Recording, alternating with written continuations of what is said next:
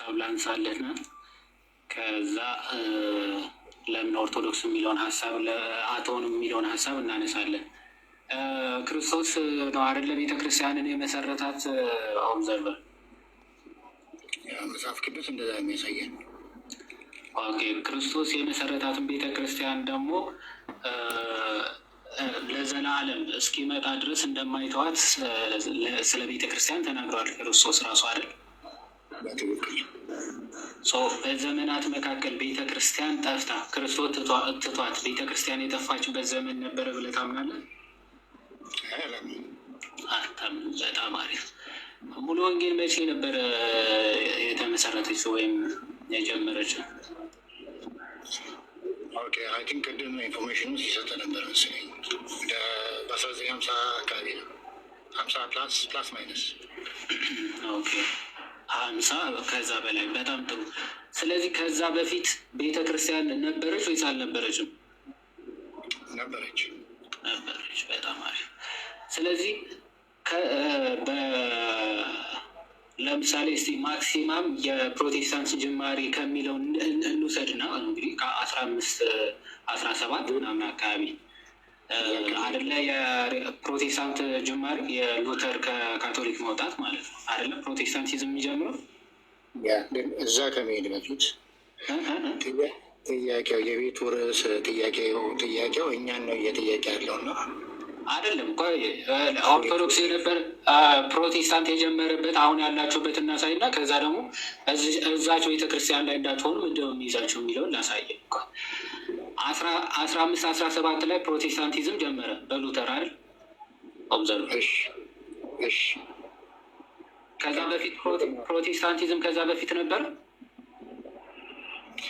ምን ማለት ነው? ፕሮቴስታንቲዝም ከዛ በፊት ነበረ ማለት ነው።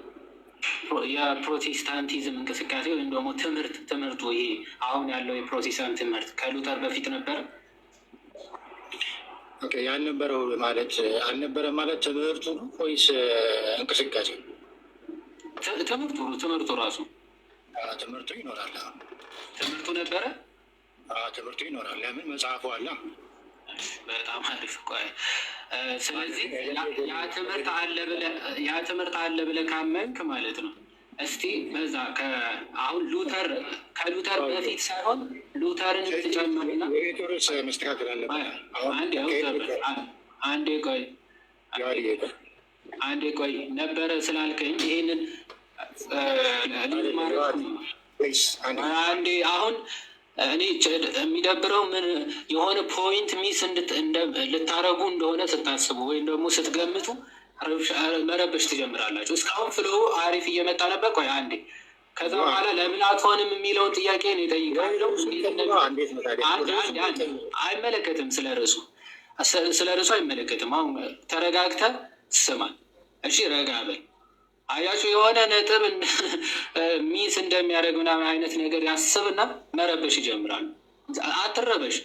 ኦኬ እምነትን ወይም ደግሞ ያለህበት የምርም እውነት ነው ብለህ የምታስብ ከሆነ ያንን ኮንፊስ ለማድረግ አትፍራ።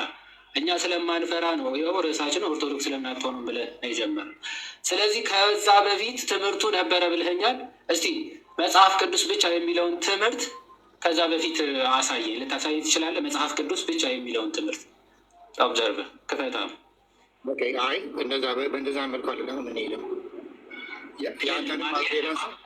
የለም አይደለም። ብዬ አንድ ያዘልኝ በእናትህ ምንም አትሆንም አለ። ያው ከኔ ጋር መነጋገር ችግር የለም። ከኔ ጋር ነው እያወራ ያለው ኦብዘርቭ። ስለዚህ አንዴ አንተ ባነሳው መጽሐፍ ቅዱስ ብቻ የሚል አለ ወይ የሚል ነው የጠየቅኛል። ከዛ በፊት ትምህርቱ ነበረ ስላልክ መጽሐፍ ቅዱስ ብቻ የሚለው ትምህርት ከዛ በፊት ነበር። ያዘውና እኔ ለምን ኦርቶዶክስ እንዳልሆንኩ ላሳይህ። እዛ መልሰው እንጂ መጀመሪያ አሁን 3 ጊዜ ነው ሚዩት ያደረጋችሁኝ እንዴ? ምን የሆንክ ነው? ኦብዘርቨር እየሰማህ ነው? ወጥተሃል። የቤቱ ርዕስ ከዛ በፊት ትምህርቱ ነበረ ብለህ እንግዲህ እስካሁን ማስረጃም ቆይ አንዴ ኦብዘርቭ አንዴ ከዚህ በፊት እስካሁን ያወራ ነው ባይዘወይ እዩ ተመልከቱ። ምን ያክል ማስረጃ እንደሚፈሩና እንደሚጠሉ እስካሁን ያወራነው።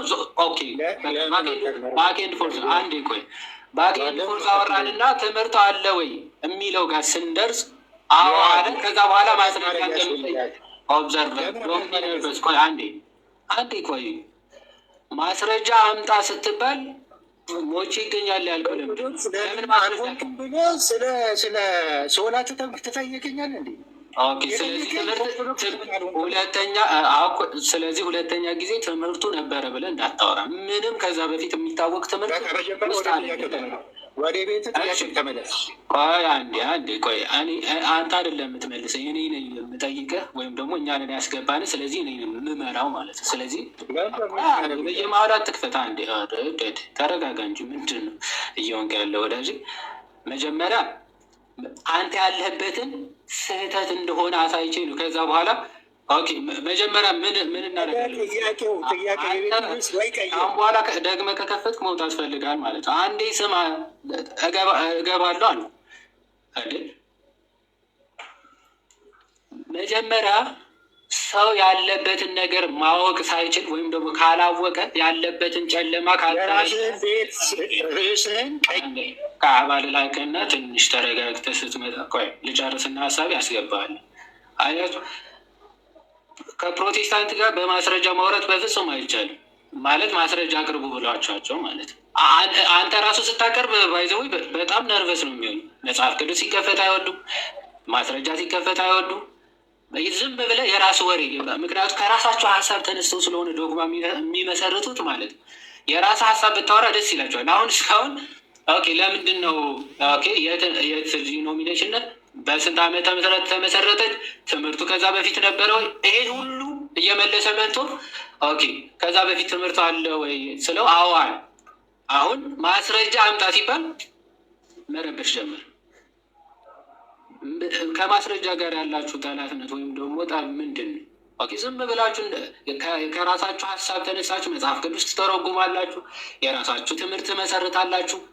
ኦኬ ዘንድ ቸርች ትከፍታላችሁ። ቸርች የመጣው ሁሉ አሜን አሜን አሜን ስላችሁ ትለምዳላችሁ።